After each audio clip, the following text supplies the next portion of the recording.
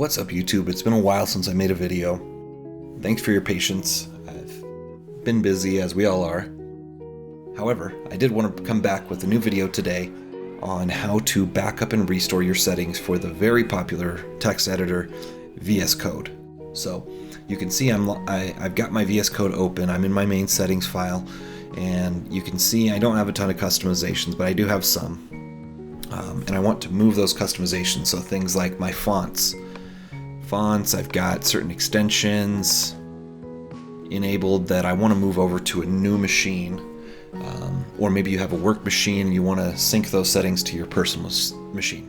In any case, you need a couple of things in order to do this. The first one is an extension for VS Code called Settings Sync, which is made by Sean Kahn. It's a very popular extension. There are multiple ways to sync your settings between two different versions of VS Code or two different machines, but this is my preferred method, and judging by the number of downloads, a lot of people prefer this method. So the way that it works, it's called a token and a gist ID to basically store your settings in GitHub, and then on that second machine, we're going to go and download the settings from GitHub that we had uploaded from the first machine. So you'll install this extension, which I've already got installed for the sake of time. So within GitHub, we need two different things. One is a personal access token, which we can get to by going to our settings from this list here on the top right hand corner. Click your profile picture, go to settings. We're going to go to developer settings, and then we're going to go to personal access tokens. Now you can see I've already got one here, but if you don't have one, you're going to click generate new token, which is going to bring you to a very similar screen to this. I was very creative in the naming and called this VS Code Settings Sync. The only thing you need to enable for this particular access token is the ability to create a gist, which, if you're not familiar with GitHub, a gist is simply a place to store code within GitHub. So think of a little block of code that you may use on multiple projects. You use it regularly. You can store those in a gist, and that's what we're going to use in order to back up our VS Code settings. So check off this one box for gist. Mine says update. Yours is going to say save token or create token. I'm not quite sure, but you're going to create that token. Copy that token. Keep it in a safe place. You will not be able to see that token from within your GitHub account after you leave this screen. So grab that token, and then we're going to move on to the next step, which is creating a GitHub gist. So in order to create the gist, we will call it something creative again, VS Code Settings Backup. We don't need to give it a file name. We do, however, need to put any character into this field here. It doesn't matter what, but you can see if I don't have anything in here, it will not let me create the gist. So I'm going to type just a period just to make sure we've got something in there. This is going to be overridden by VS Code later anyway, but now you can see these buttons are highlighted. Very important part here, before you click anything, your VS Code settings may contain personal information, tokens, keys, things that you don't want shared out on the internet. So very important to click a secret gist, or to create a secret gist in this particular case, to make sure you're protecting yourself as much as possible. So once you click create, it's going to generate a gist for you.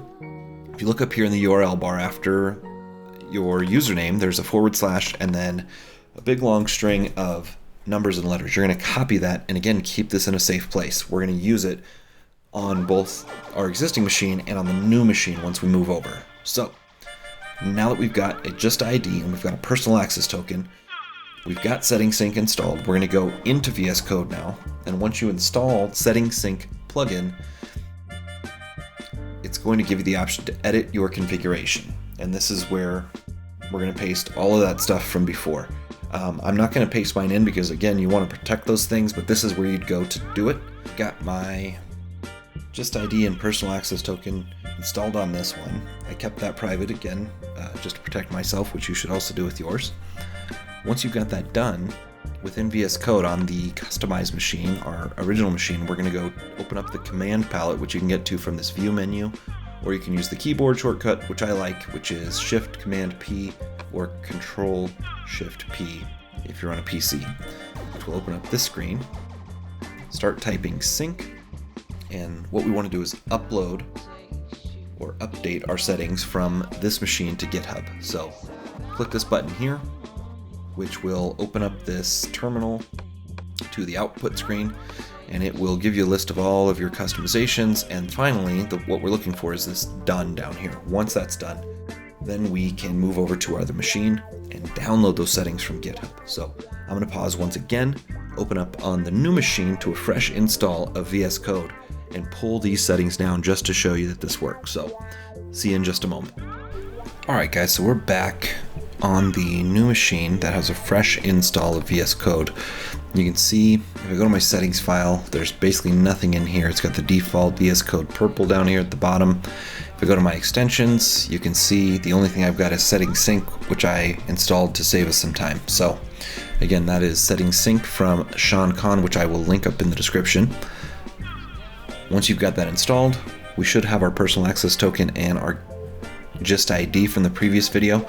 We'll go ahead and get that installed by, again, opening up View and Command Palette, or Command Shift P. When you first go, what we want to do is download settings. So we already uploaded them to GitHub in the last part of this video. Now we want to download those same settings. So when I click download, it's going to actually take me to Settings Sync. We want to edit configuration and go ahead and pop in our Gist ID and our personal access token. So I'm going to pause for a moment while I get those in there. Once those are in, I will show you the next step. So I will be right back. So we've got our personal access token and our Gist ID entered into the settings in VS Code. Our next step is to download those settings from GitHub. So before I do that, I just want to show you the only extension enabled right now is Settings Sync. You can see the default purple VS Code bottom bar here. So now we're going to go download those settings. So we can go to View and Command Palette, or I like to do Command Shift P, and we want to download those settings. If you don't see download as your first option, you can start typing sync, which will bring up all of the commands for settings syncs. And we want to click download settings, and that should open up your output down here in the terminal if it's not already open. This is going to go in and install all my stuff. Here in a moment, it's going to say that it's done. It's actually prompting me now that it's done. Do you want to reload and apply extensions and configuration? So I'm going to say yes. That will actually restart my version of VS Code. And you can see my customizations. The bottom bar is gray, which is a good sign that it's working. If we're looking in our extensions now, you can see I've got quite a bit more than just the one sync settings app. So we're just about at the end. Again, this is very useful if you have, let's say, a home computer and a personal computer. You want to sync those settings between, or let's say you have had a machine for a while, you get a new machine and you want to sync those settings. This is a perfect way to do both. So I hope this has been helpful. If you like it, please click the like button, subscribe if you want to see more similar videos, and see you next time. Thanks.